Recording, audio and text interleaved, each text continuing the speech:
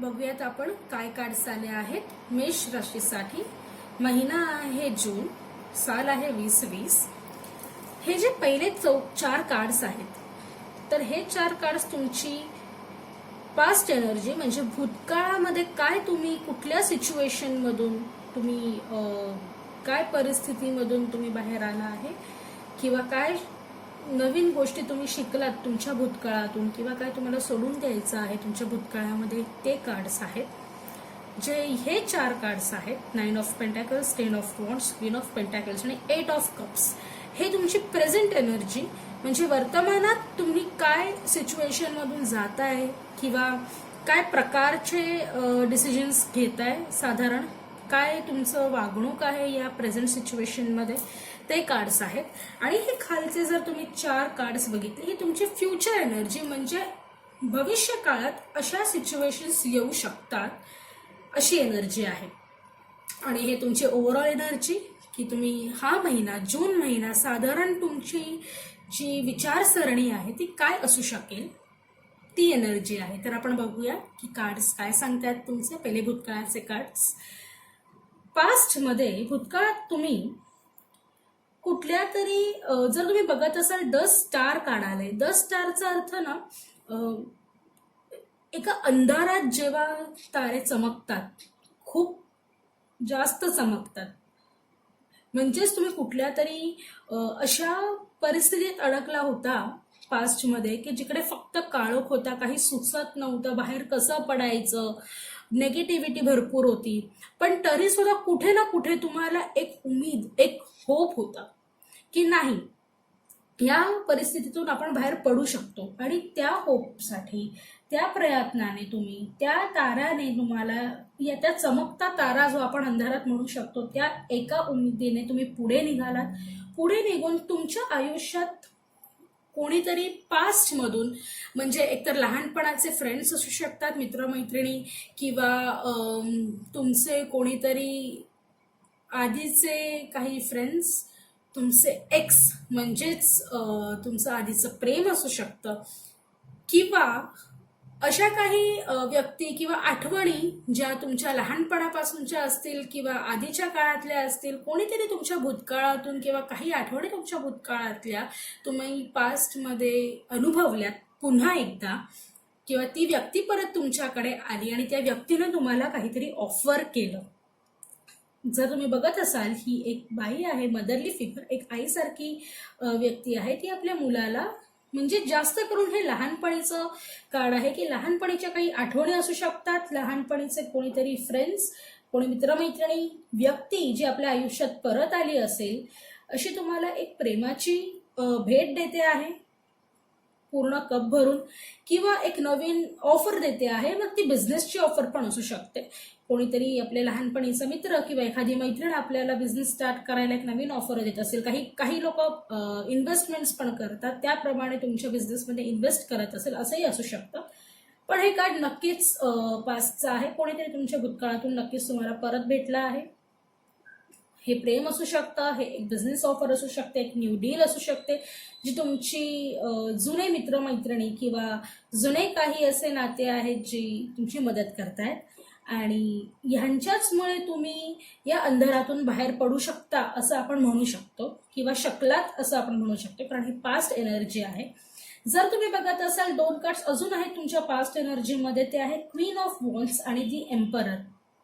आता queen of wands चा अर्थ आहे की ही एक व्यक्ती, ही एक स्त्रीलिंग अशी एनर्जी आहे ज्याच्यामध्ये खूप जास्त पॅशनेट असतो आपण काहीतरी करण्यासाठी, तुमची एखादी आवडती गोष्ट, आणि पूर्ण असं एनर्जेटिक माणूस आहे आणि पूर्ण त्याच्यामध्ये अशी ज्वलंत एनर्जी भरली आहे, ज्याच्यामुळे त्याला पुढे जायचं आहे, ज्याच्यामुळे त्याला काहीतरी नवीन क्रिएट करायचं आहे, नवीन काहीतरी बनवायचं आहे। आणि जर तुम्ही एम्पररची एनर्जी बघत असाल, हे एक मेजर अर्कॅनाचं कार्ड आहे, जे की फार इम्पॉर्टंट कार्ड आहे।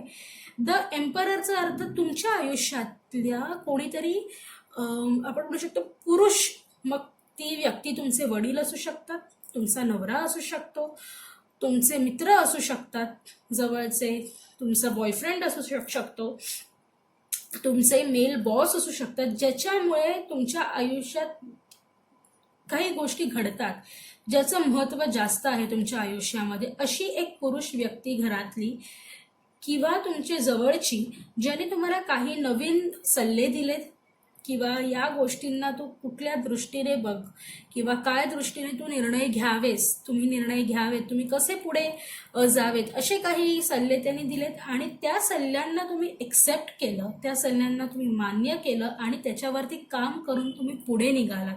कारण जर आपण बघतोय, जर पास्ट एनर्जीमधून तुम्ही या अंधाराला मिटवू शकला असाल तर ह्यांच्या सल्ल्यांमुळे, ह्यांच्या मदतीमुळे ही व्यक्ती तुमच्या पास्टमधनं असू शकते किंवा तुमच्या प्रेझेंटमध्ये, तुमच्या वर्तमानातली पण असू शकते. पण या सगळ्या फॅक्टर्स, या सगळ्या गोष्टींमुळे तुम्ही पुढे निघालात, तुम्ही कारण त्या गोष्टी मान्य केल्यात आणि पुढे निघून तुम्ही जर प्रेझेंटमध्ये बघत असाल तर 4 कार्ड्स आहेत, 9 of pentacles, 10 of wands, queen of pentacles आणि 8 ऑफ कप्स. 9 ऑफ पेंटॅकल्स म्हणजेच तुम्ही ही जी एक स्वातंत्र्यताची भावना आहे, एक स्वातंत्र्य जे तुम्हाला मिळालं आहे, कारण का तुम्ही तुमच्या भूतकाळामध्ये नवीन गोष्टी शिकून, प्रत्येकाच्या गोष्टी मानून, त्यांचे सल्ले, या गोष्टींवरती काम करून तुम्ही पुढे निघालात. जे तुम्हाला हवं होतं ते तुम्हाला मिळालं आहे.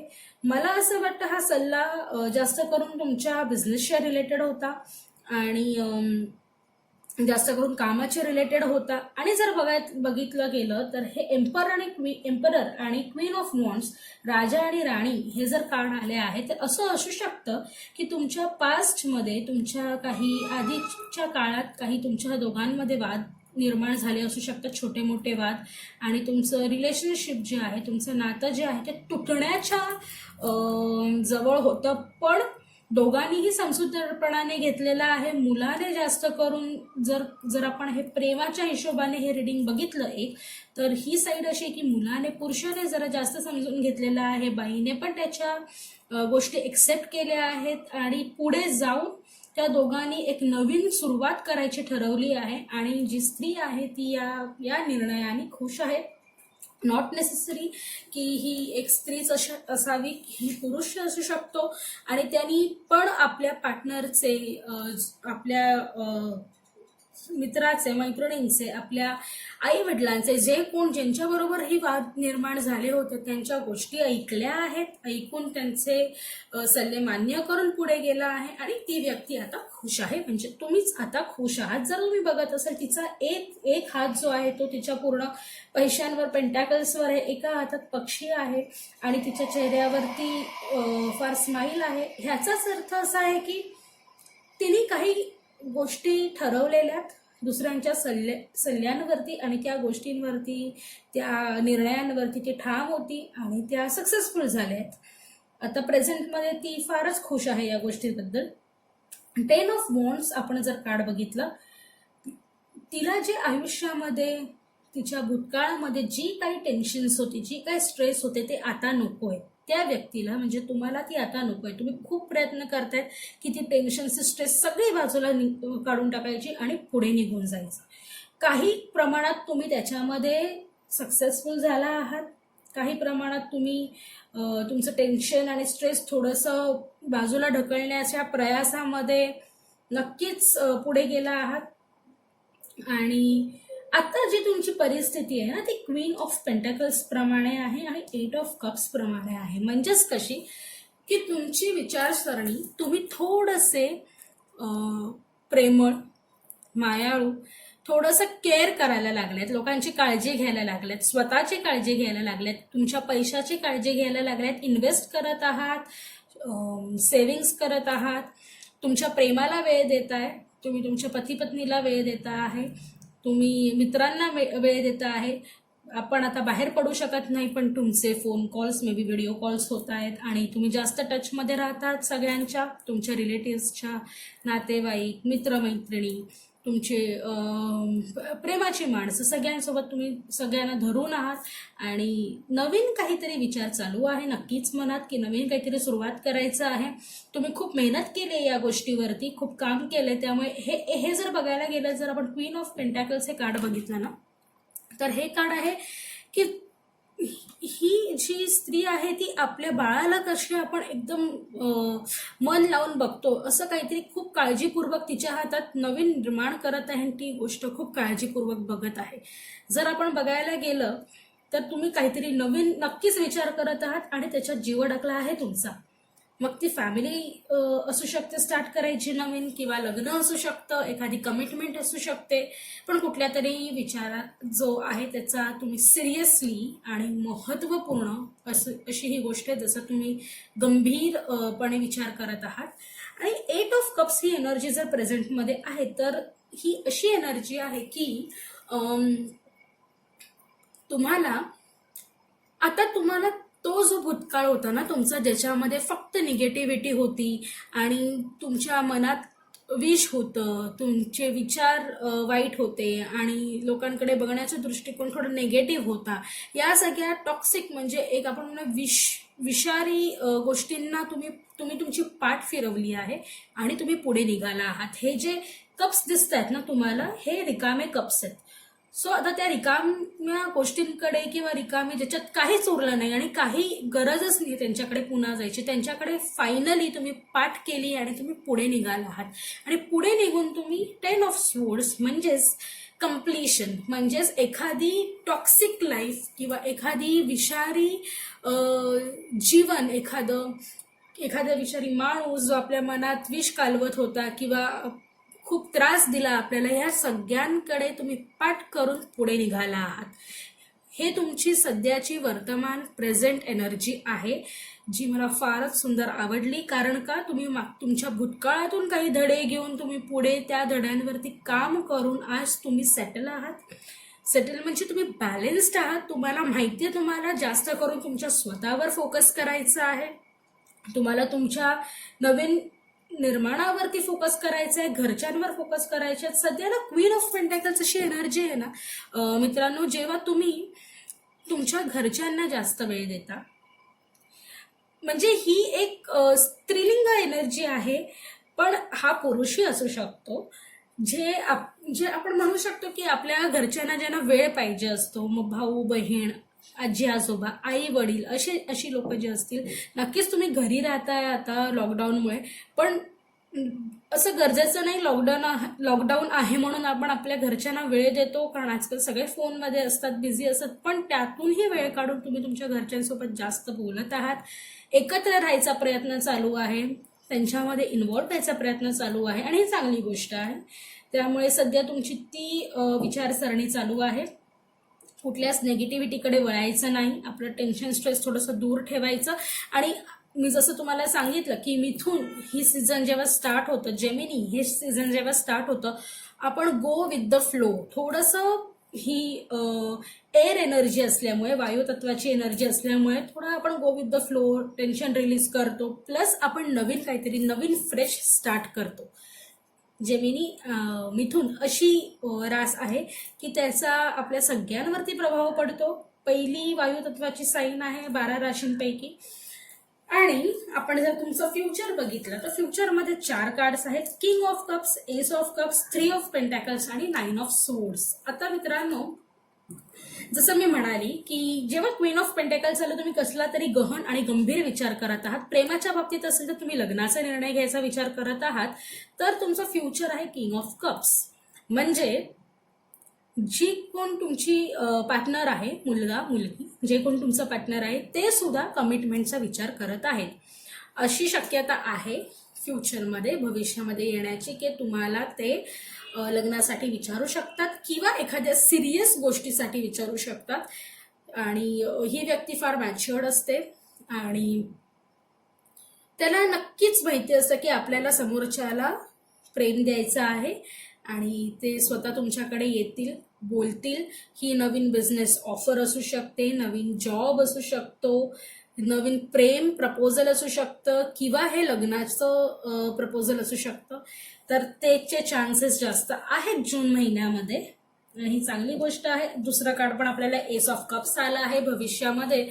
सो किंग्स ऑफ कप्स आणि एस ऑफ कप्स, कप्स म्हणजे प्रेम आणि राजा प्रेमाचा राजा आहे, तर नक्कीच तुम्हाला आणि तुम्ही स्वतः क्वीन ऑफ पेंटॅकल सध्या अशी कंडिशन आहे तुमची की तुम्ही सेटल्ड विचार करताय स्वतःला आणि निर्णय घ्यायचा आहे तुम्हाला लग्नाचा, तर नक्कीच घ्या. कारण जून महिन्यामध्ये प्रेमच प्रेम आहे सगळीकडे.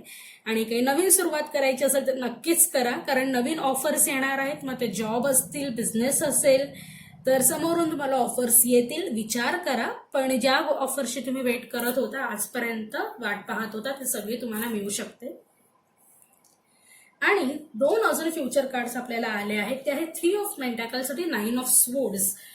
हे थोडं करिअरच्या बाबतीत आहे. 3 ऑफ पेंटॅकल्सचा अर्थ आहे की तुम्ही नवीन काहीतरी क्रिएट करताय. जेव्हा आपल्याकडे 3 हा आकडा येतो त्याचा अर्थ असतो की नवीन काहीतरी सुरुवात करायची आहे. क्रिएटिव्हिटी, काहीतरी नवीन छानसं तुम्ही विचार करत आहात. मग आणि हे तुमचं स्वतःचं ओरिजिनल असू शकतं, की एखादी नवीन ओरिजिनल आयडिया असेल आणि या गोष्टीतून तुम्हाला पैसा मिळू शकतो. तर तुम्ही एखादं पुस्तक लिहत असाल किंवा आपण म्हणू शकतो की एखादं नवीन काही बनवत असाल, तर नवीन बिझनेस टाकायचा विचार असेल तर नक्की करा, कारण इम्प्रूव्हमेंट्स आहेत ह्याच्यामध्ये. आणि ह्याच्यामध्ये चांगलं सुख आहे बिझनेसच्या बाबतीत. आणि जर मुलाचा विचार करत असाल, माहित नाही का, हा विचार माझ्या मनात आला की जर नवीन फॅमिली सुरुवात करायचा विचार करत असाल तर नक्की करा. योग चांगला आहे कार्ड्सप्रमाणे. आणि 9 ऑफ स्वोर्ड्स जे कार्ड आहे ह्याचा अर्थ, हे एकच पॉझिटिव्ह कार्ड आहे मला वाटतं स्पोर्ट्समध्ये असं खूप जास्त पॉझिटिव्ह, कारण तुम्ही तुमच्या ज्या काही भीती होत्या, ज्या काही फ्रस्ट्रेशन्स होते, जे काही टेन्शन्स होते, रात्रभर ज्याच्यामुळे झोप यायची नाही, त्रास व्हायचा, अशा सगळ्या टेन्शन्सना, स्ट्रेसना फायनली तुम्ही सोडत आहात, त्यांना मागे सोडत आहात. आता तुम्ही पूर्णपणे तयार आहात नवीन काहीतरी करण्याच्या. आणि तुमच्या या भीतीला, या स्ट्रेसला, या नेगेटिव्हिटीला, त्या अस्वस्थपणेला तुम्ही फायनली डिसिजन घेतलंय की आता मला हे काहीही नको आणि मी पुढे जाणार आहे. या विचाराने तुम्ही नवीन काहीतरी बनवत आहात, नवीन काहीतरी उत्पन्न करत आहात आणि त्याच्यावरतीच तुम्हाला जास्त करून फोकस केला पाहिजे. कारण नवीन ऑफर्स पण येणार आहेत भविष्य काळामध्ये आणि त्याही चांगल्या ऑफर्स येणार आहेत, कारण पॉझिटिव्ह साईन आहे किंग ऑफ कप्स. नक्की विचार करा नवीन काही सुरुवात करायचं. आणि जशी ओव्हरऑल एनर्जी तुम्हाला माहिती आहे तुमची 10 ऑफ स्वोर्ड्स आहे, काहीतरी कम्प्लीट होते तुमच्यामध्ये. जी नकारात्मक विचार होते, आपण म्हणू शकतो विषयी विचार होते, कोणी विष कालवत होतं, अशा व्यक्तींना, अशा विचारांना तुम्ही पूर्ण टाटा बाय बाय करून आता पुढे चालला आहात. आणि एस ऑफ वॉन्ड्स जर आपण बघायला गेलो आपल्या ओव्हरऑल एनर्जीच्या खाली, म्हणजे ही जी तुमची पूर्ण महिन्याची जी विचारसरणी आहे ते नवीन काहीतरी सुरुवात आणि नवीन फ्रेश स्टार्ट अशी विचारसरणी आहे. आणि पूर्ण मागचं जे काय झालं ते विसरून तुम्ही पुढे जायचा प्रयत्न करत आहात. त्याच्यामध्ये एस ऑफ वॉन्ड्स पण आपल्याला जर कार्ड आपण बघितलं तर it's again a new beginning, म्हणजे हे नवीन स्टार्ट आहे. नक्कीच नवीन जन्माचंही कार्ड आहे. सो मला वाटतं की जूनचं रिडिंग मेष राशीसाठी फारच चांगलं कार्ड्स आलेले आहेत. आणि तुम्ही तुमच्या भूतकाळातल्या गोष्टींवरून काही शिकून, नवीन धडे घेऊन, लोकांची, तुमच्या आयुष्यात ज्यांची जास्त महत्त्व आहे अशा लोकांचे सल्ले घेऊन तुम्ही काम केलं. आज तुम्ही त्या गोष्टीमध्ये खुश आहात की तुम्ही ते निर्णय घेतले. तुमचे टेन्शन्स बाजूला ठेवून तुम्ही घराकडे, स्वतःकडे जरा जास्त लक्ष देत आहात, नवीन काही करण्यामध्ये जास्त लक्ष देत आहात, गहन विचारात आहात, गंभीर निर्णय घेणार आहात. सगळ्या नको त्या गोष्टींना मागे सोडत, त्यांच्याकडे पाठ फिरवत पुढे निघाला आहात, तुमच्या पुढे आयुष्यासाठी निघाला आहात. आणि जर आपण भविष्य काळात बघितलं तर तुम्हाला भरपूर नवीन ऑफर्स आहेत, नवीन काहीतरी बनवत आहात, लग्नाचे, न्यू कमिटमेंट्सचे, प्रपोजल्सची शक्यता आहे. आणि तुम्ही तुमच्या सगळ्या वाईट गोष्टी, भीती, फ्रस्ट्रेशन, टेन्शन, या सगळ्या गोष्टींना फायनली सोडायला रेडी झाला आहात. आणि ही खूप चांगली गोष्ट आहे. आपण तुमच्या पुढच्या रिडिंगसाठी भेटूया जुलै महिन्यामध्ये. तोपर्यंत बाय बाय, नमस्कार, धन्यवाद.